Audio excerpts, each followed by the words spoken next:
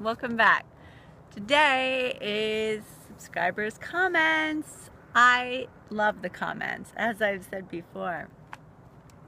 I love that you guys make me laugh, you make me think, and a lot of you have questions that I keep reading over and over and over. So clearly questions that the videos bring up that I didn't address. So I like to address some of those just so that I can answer your thoughts in a more broad way, I guess.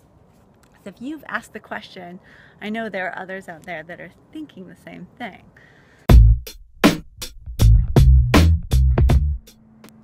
Nick Pelkey, one of my favorite commenters who always makes me laugh and sometimes makes me blush,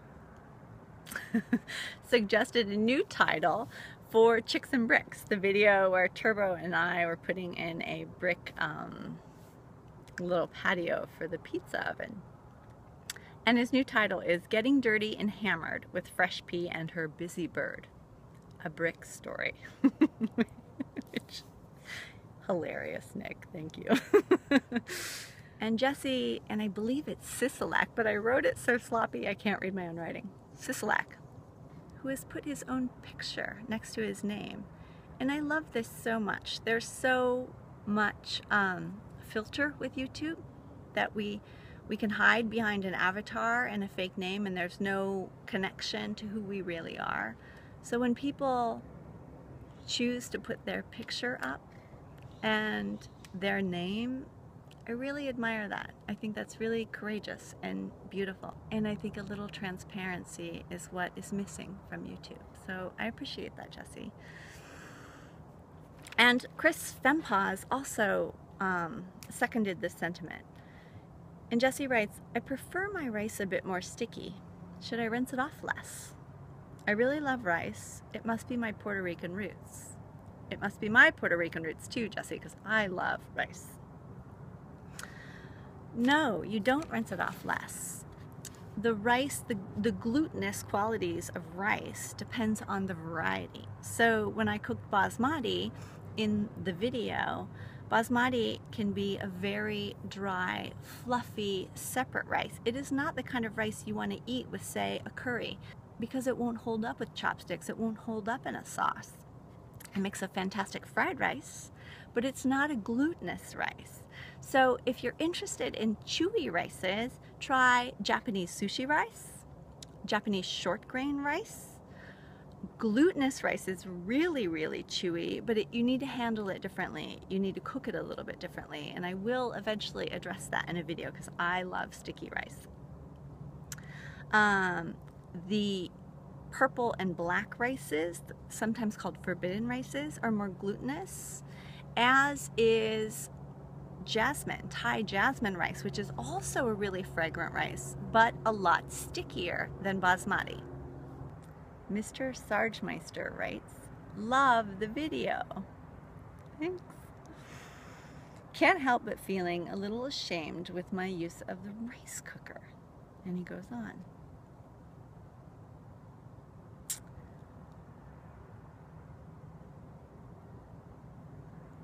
Shame. Oftentimes we use the word shame casually. And shame is a very interesting concept for me, and it's something that I'm very attracted to as one who has studied and continues to study psychology and human condition and connectivity. And you can't study connectivity without understanding a little bit about what disconnects us and what makes us feel isolated and alone. Shame is one of those disconnecting conditions. So when somebody compares or they feel less than because they see somebody doing something differently, that's not the point. You're making it personal at that point, and it is not personal. It's about us sharing and learning and growing. So that leads me to the last comment. I almost never get mean comments. Sometimes I get a few vulgar ones, but they're usually like 15-year-old boys, which that's a whole nother topic of conversation that we should have someday. I got a comment from a woman named Rabbit House. I've never seen Rabbit House comment before, and she actually left 2. I'll read you the first one because it was very mild, and I think when she read it, she didn't quite make her point, so then she elaborated and left a second comment. I can feel my heart beating faster just looking at the comment, which is funny. It's a very interesting visceral reaction to conflict, to judgment, to things that I have eliminated for the most part from my life. But it's YouTube, and I'm going to share this because it's made me think. It's made me think a lot, actually, and that is a good thing. So, Rabbit House.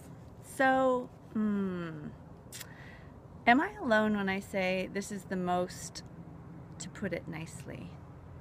Actually, there's nothing nice about what she's about to say. Flirtatious? Question mark? Video on rice ever. This is a, which should be Anne, 8-minute long video, but only the last 2 minutes are actually informative. And I don't think she really got her point across with that one, so then she added a second comment. Not to insult her personally, just ... Wow, I love rice too. And this is, in fact, how I get rice to cook perfectly every time. Which is awesome. We agree. No crock pot or steamer needed. We still agree. But I think I'd be an embarrassment to my husband, my family, and my self-dignity to behave and talk like this on YouTube about anything. Now this is awesome because it's full of shame. It's a woman shaming another woman. So I'm going to give you guys a little bit of background on me and why this is such a poignant concept and why I wanted to share this. And it's, I don't want pity. I absolutely loathe it when you say something negative that upsets you or bothers you and people go, oh, I'm sorry, oh, that really sucks, or that person was really mean. I hate that. Don't do that. I don't want it. Why I'm bringing it up is because this is such a troubling phenomena for us. To put this in context, I was raised in a religious environment that practiced shunning, and I knew from the time I was 14 that I didn't belong, that I didn't believe that God would have a chosen people. And I know this goes against a lot of your beliefs. This did not settle into the pit of my stomach, and I lost everybody that I knew and loved because I could not believe this. I could not stay in a community that believed that they were the chosen few and everybody else was going to hell. Nothing in my existence felt that that was okay, right, condonable. So I left this community, this isolated church community that I was raised in, and I left my family, my friends, and everything I knew because I would not accept that they were going to heaven and everybody else was going to hell. So I believe with everything in me, I was willing to risk everything that I loved at 18 because I knew this was not true. So being raised in an environment like that, shame and fear are the motivators. Shame and fear are the chains that bind, the handcuffs. It's what keeps everybody in order and everybody in line. I will not accept it. I do not accept it. I do not live that way. And I can't believe that we as human beings would shame others into behaving how we feel they should, or how we believe they should be behaving. Brené Brown has spent her life researching shame, and she has done a couple TED Talks. She defines shame as the intensely painful feeling that we are unworthy of love and belonging. Shame does not produce the outcomes we think or we expect.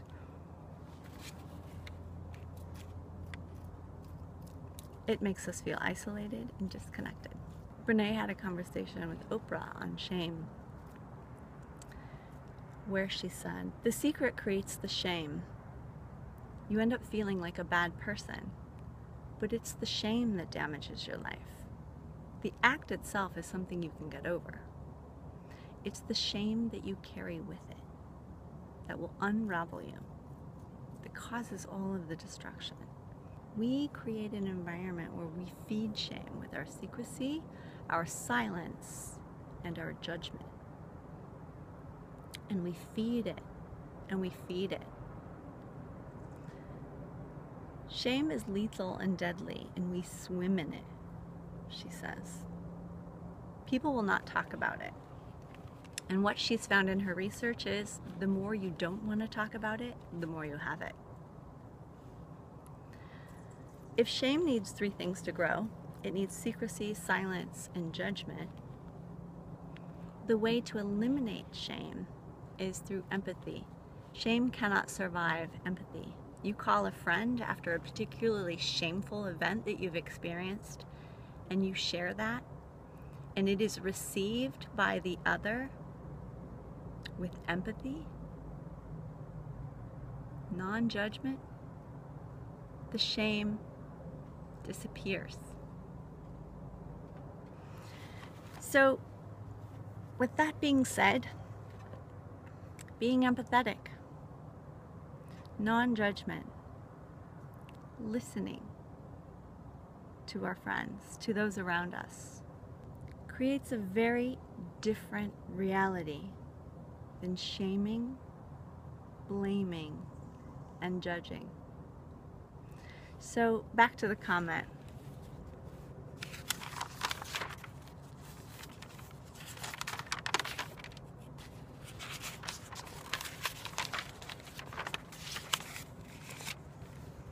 I think I'd be an embarrassment to my husband, my family, and my self-dignity to behave and talk like this on YouTube.